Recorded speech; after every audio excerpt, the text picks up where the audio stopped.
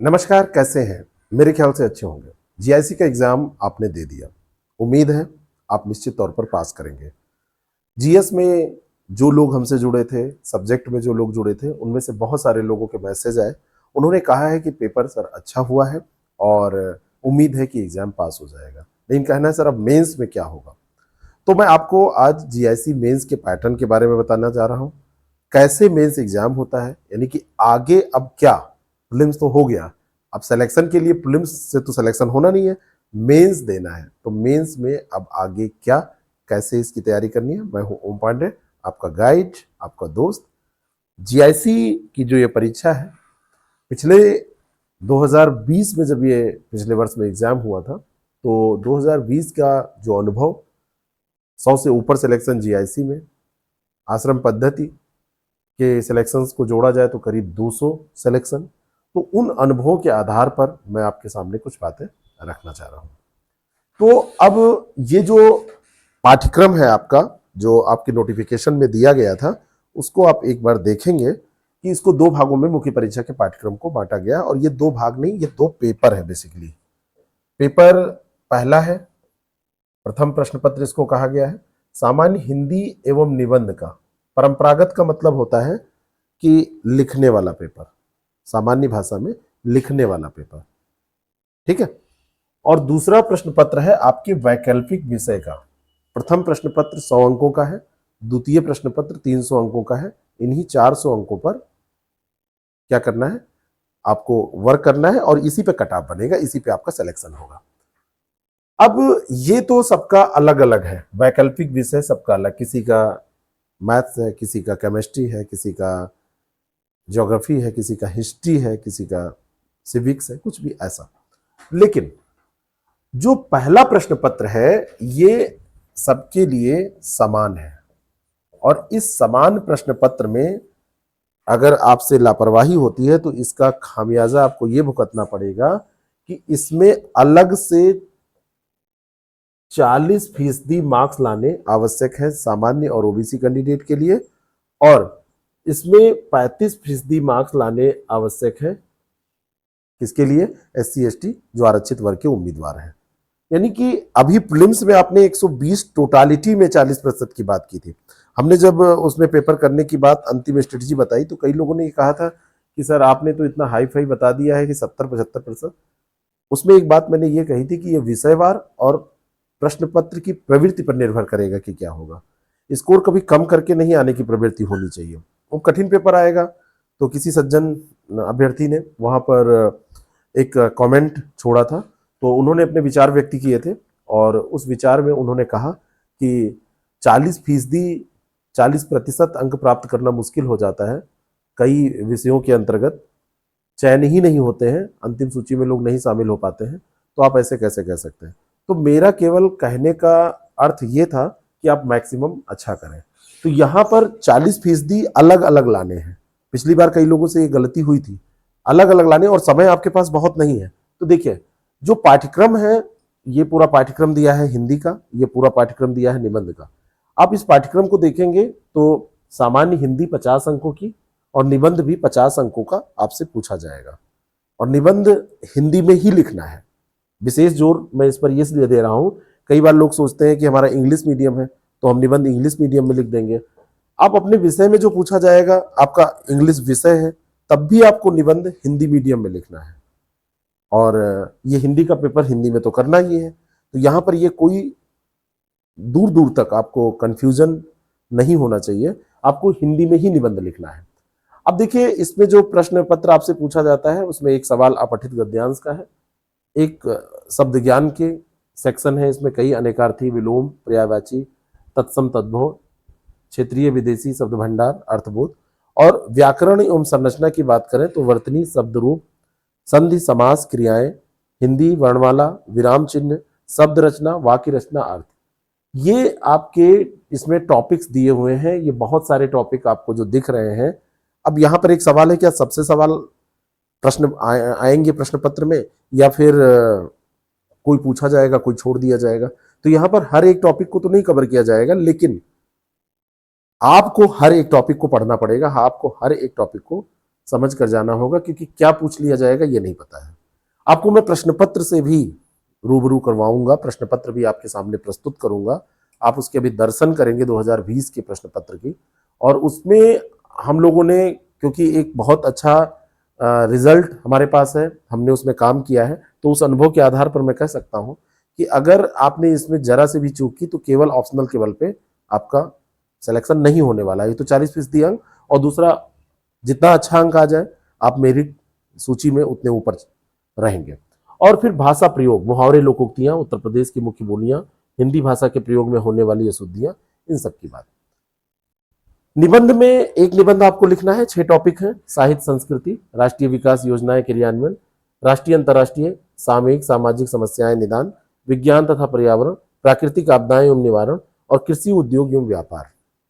इनमें से एक निबंध आपको लिखना है, 1000 शब्द का निबंध लिखना है। और भाषा क्या होनी चाहिए, देवनागरी लिपि में, हिंदी में ही लिखना है इसको, देवनागरी लिपि में ही इसको लिखना है ना। पठनीय होना चाहिए, आप देखेंगे। 2020 का पेपर भी मैं आपको अभी दिखा रहा हूं।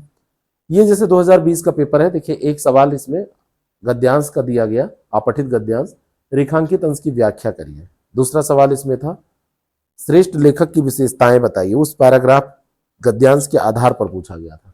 तीसरा सवाल था, अवतरण का उचित शीर्षक दीजिए। और चौथा सवाल था, गद्यांश का मूल भाव संक्षेप में लिखिए। तो ये आपको सीखना पड़ेगा। ये प्रश्न संख्या 1 थी। प्रश्न संख्या 2 में आपसे अशुद्ध वाक्य देखिए, उसको शुद्ध करने को कहा गया था। इतनी रात गई आप कहाँ थे, तो इतनी रात गए आप कहाँ थे, है ना। इतनी रात गए, गई नहीं, इतनी रात गए आप कहाँ थे। बालक सोती नींद से जाग उठा, बालक गहरी नींद से जाग उठा। नींद तो अपने आप में, नींद और सोना तो पर्यायवाची है, तो ऐसे वाक्य शुद्ध करने हैं। यहां पर देखिए पर्यायवाची पूछा गया है, अर्क का लिखना है, मार्तंड का लिखना है, आगंतुक का, पय का, वृत्ति का। कैसे कॉपी में आप लिख के आएंगे, ये उस चीज का उदाहरण है। मुहावरे और लोकोक्तियों से अगला प्रश्न पूछा गया। मुहावरे लोकोक्तियों में वाक्य प्रयोग आप कैसे करेंगे, अर्थ सटीक आपको याद होना चाहिए। चांदी का जूता पहनाना यानी कि रिश्वत देना, थाली का बैंगन यानी सिद्धांतहीन व्यक्ति होना। तो आप जानते हैं कि थाली का बैंगन यानी कि किसी व्यक्ति का सिद्धांत नहीं, लेकिन वाक्य प्रयोग आप कैसे करेंगे। वाक्य प्रयोग थोड़ा सा स्तरीय होना चाहिए। वाक्य प्रयोग आप ऐसे 9-2-11 होना का कहेंगे कि रामू ने श्यामू को मारा और 9-2-11 हो गया, है ना।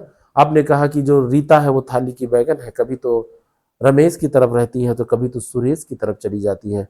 जब लड़ाई होती है तो पता नहीं कि वो किसकी तरफ चली जाए।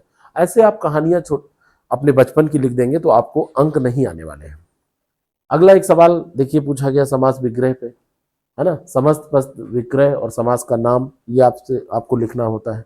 जो आपको दिया गया है फिर उसको विग्रह करिए और फिर लिखिए। ऐसे सवाल यहाँ पर देखिए, भक्ति काल के प्रमुख कवियों के बारे में पूछा गया। गधा का तत्सम, श्रृंग का तद्भव, पयोद का संधि विच्छेद, प्रेरणार्थक क्रिया का उदाहरण, यानी कि एक मिक्सअप करके सवाल बनाए गए। 19 टॉपिक तो 19 तरीके के सवाल बन सकते हैं। कुछ नहीं भी आएंगे, कुछ आएंगे। ये वर्तनी पे सवाल पूछा गया, जैसे गलत वर्तनी दी गई, दुरावस्था तो दुर्वस्था, साम्यता कोई शब्द नहीं होता, साम्य या समता, चिन्ह ऐसे लिखा नहीं जाता, वर्तनी दोष है, पैतृक ऐसे लिखा जाता है, अभीष्ट नहीं होता, अभीष्ट होता है। इसी तरीके से आपसे कोई भी टॉपिक पूछा जा सकता है, कोई जरूरी नहीं कि यही टॉपिक पूछे जाए। जो आपके पाठ्यक्रम में है उनमें से कुछ भी आ सकता है, तो सारा तो नहीं, लेकिन ये नहीं पता है कि क्या आएगा। दूसरा सेक्शन देखिए निबंध का है। मान लीजिए कि भूस्खलन पर निबंध लिखना है, तो उसको कैसे आप लिखेंगे। प्रस्तावना से शुरू करेंगे, कारण बताएंगे, परिणाम बताएंगे, समाधान बताएंगे, न्यूनीकरण के तरीकों की बात आप करेंगे, और अंततोगत्वा निष्कर्ष प्रस्तुत करके इस निबंध को समाप्त करेंगे। तो इस तरीके से हेडिंग तो आपको प्रस्तावना नहीं डालना है, लेकिन एक आप अच्छे कोड से तैयार अगर आपका है तो उससे शुरू कर सकते हैं।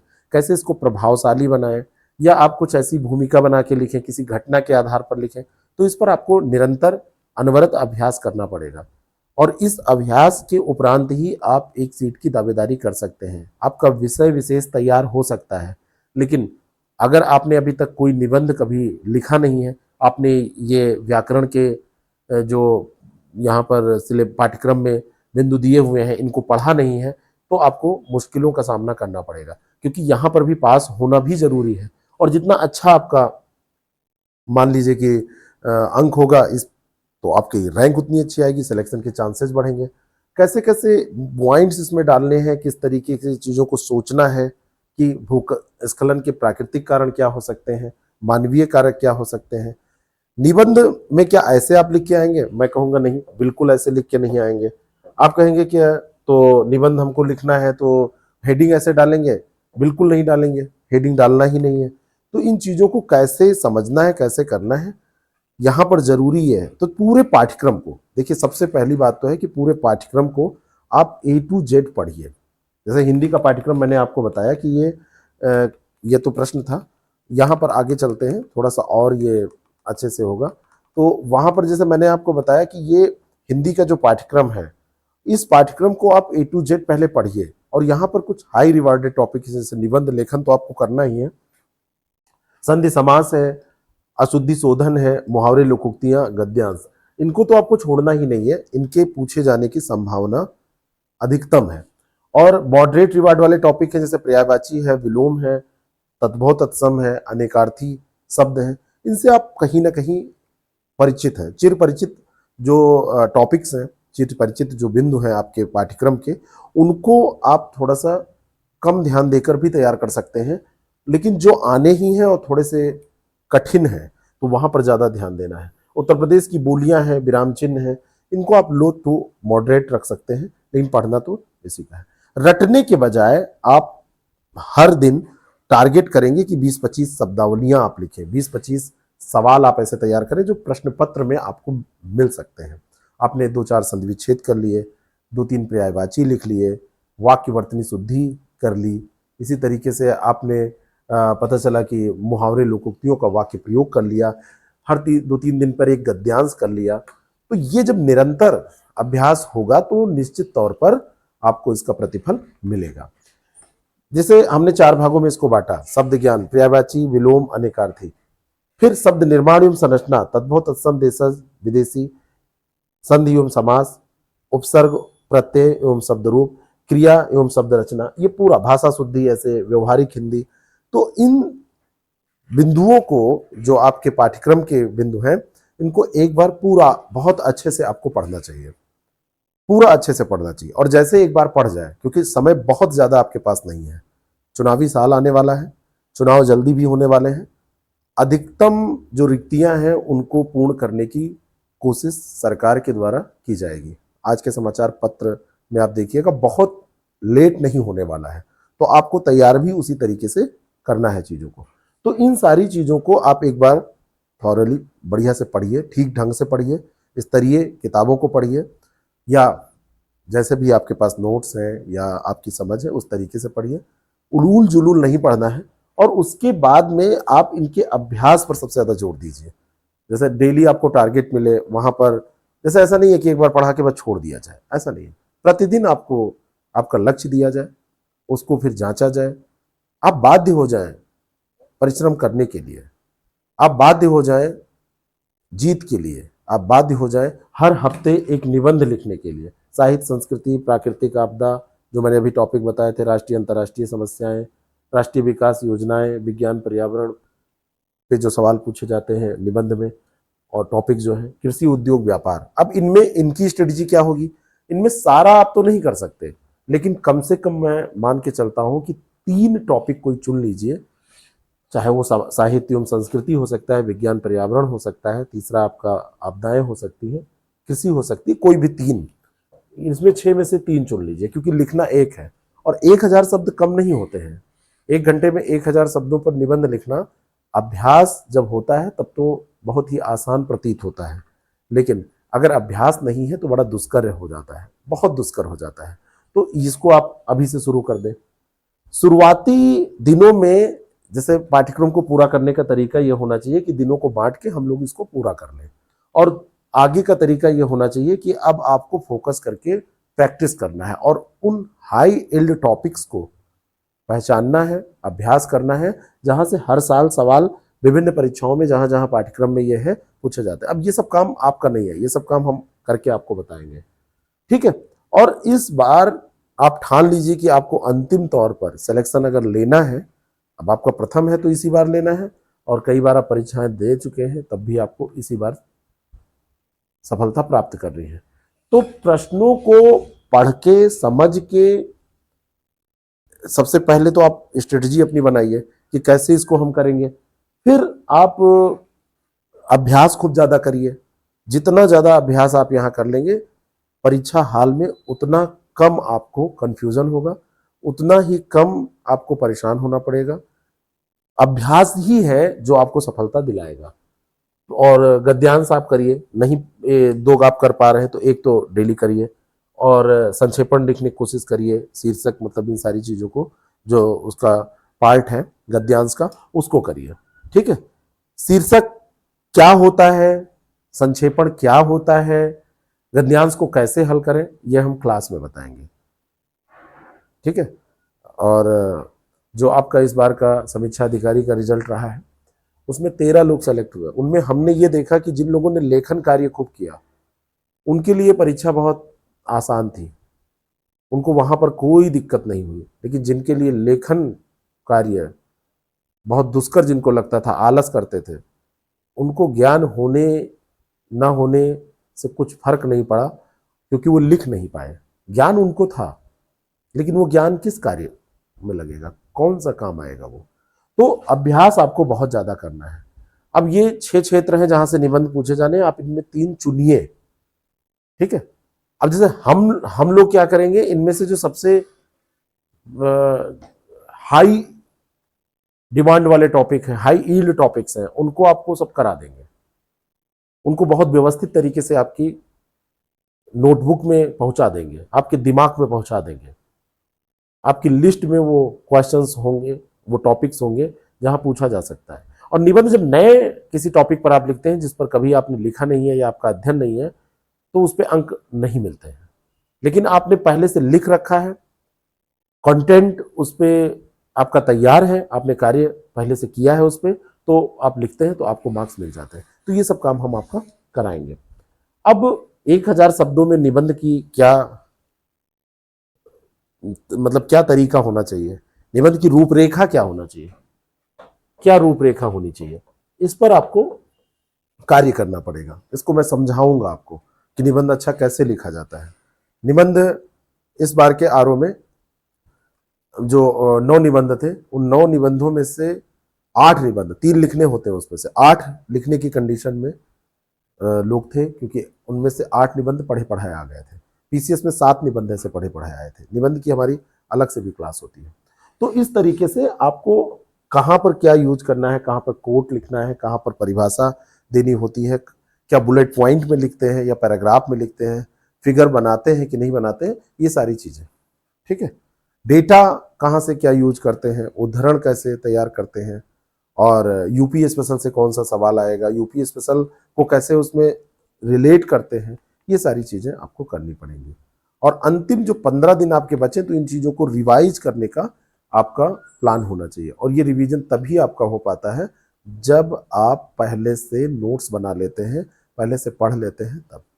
तो यहाँ पर ये पाठ्यक्रम है। तो सबसे पहले रणनीति क्या है, एक तो इसको आप ये मत मानिए कि आपका इसके बिना काम चल जाएगा। ये 100 अंक, इसमें तो मिनिमम आपको 40 लाने हैं, कट ऑफ पार करना है। सबसे विशेष बात यह है। दूसरी चीज है कि ये आपका जो सिलेक्शन है, इस सिलेक्शन को सुनिश्चित करने में बहुत महत्वपूर्ण है ना। 2 भागों में इसको आप बांटेंगे, तो एक आपका व्याकरण वाला हिस्सा है और दूसरा आपका निबंध वाला हिस्सा है। तो इन दोनों में कितने अंक आ सकते हैं, भाई 100 अंक का ही है। तो निबंध अगर आपने अच्छे से लिख दिया तो यहाँ पर आपको 35 तक अंक मिल सकते हैं। ऐसा नहीं कि सबको मिलेंगे, 35 तक मिल सकते हैं। और व्याकरण आपने अगर अच्छा कर दिया तो यहाँ पर भी आपको 35। तो यहाँ पर ये 70 नंबर तक का टारगेट आप लेके चलिए। तो सबसे पहले क्या करना है, संपूर्ण पाठ्यक्रम को पढ़ना है। संपूर्ण पाठ्यक्रम को एक बार पढ़ना है। दूसरा तरीका क्या है, दूसरा मतलब स्टेप क्या है, दूसरा स्टेप यह है कि अभ्यास करना है। और यहां पढ़ने का मतलब यहां रटना नहीं है, यहां पर इस पढ़ने का मतलब यहां पर समझना है। यहां पर पढ़ने का मतलब है कि लिखने योग्य आप बन जाए, क्योंकि ये परंपरागत पेपर है, मैंने आपको बताया और अभ्यास फिर से करना है। और अभ्यास जब कई बार हो जाए, 2-3 बार अभ्यास आप कर लें, तब आपको टेस्ट देने हैं, है ना, एग्जाम देने हैं, बिल्कुल लाइक एग्जाम, इस तरीके से टेस्ट देने हैं। तो और हिंदी वर्तनी पर थोड़ा सा ध्यान देना है, आप गलत ना लिखें, शब्दों का जो चयन हो वो इस तरीके होना चाहिए। और सबसे बड़ी बात होती है कि जो लिखें वो पठनीय होना चाहिए। कई लोगों की अंग्रेजी की राइटिंग अच्छी होती है, हिंदी की खराब होती है, कई लोगों की इसके उल्टा भी होता है। तो अगर इस पर थोड़ा बहुत काम इस पर भी करना पड़ेगा आपको, क्योंकि पठनीयता तो होनी चाहिए, और सुंदर वस्तुएं किसको अच्छी नहीं लगती हैं। तो ये काम आप शुरू कर सकते हैं। अब इसके लिए ये है कि आप कहेंगे कि ये सब हम करेंगे कैसे। अगर आपको सिलेबस समझ में आ गया है, जो पाठ्यक्रम मैंने आपके सामने यहाँ पर प्रस्तुत किया था, ये पूरा पाठ्यक्रम आपको समझ में तो आ ही गया होगा। पेपर भी मैंने आपको दिखाया कि इस तरीके से ये 2020 में पेपर जो आया था, 2020 का ये पेपर है, तो इस तरीके से आपको लिखना पड़ेगा। तो अगर आप ये अपने आप कर सकते हैं तो आप करिए, नहीं तो ये हमारे कोर्सेज स्टार्ट होने वाले हैं, आप हमारे साथ जुड़ के एक सूक्ष्म शुल्क में इसकी तैयारी कर सकते हैं। ठीक है, बाकी यूट्यूब पर हम आपसे मिलते रहेंगे, आपको स्ट्रेटजी बताते रहेंगे। आपको रिजल्ट के लिए शुभकामनाएं, और रिजल्ट जब आपका आए तो निश्चित तौर पर आप सूची में हो। लेकिन पेपर अगर ठीक हुआ है, एवरेज से ऊपर आपका हुआ है, तो आजकल कट ऑफ गेस करना बड़ा मुश्किल होता है। आंसर की आयोग जल्दी ही जारी करेगा, उससे आप मैच कीजिएगा और तैयारी शुरू कर दीजिए आप, क्योंकि मेंस देर में नहीं होगा, ये जल्दी होगा। Thank you so much.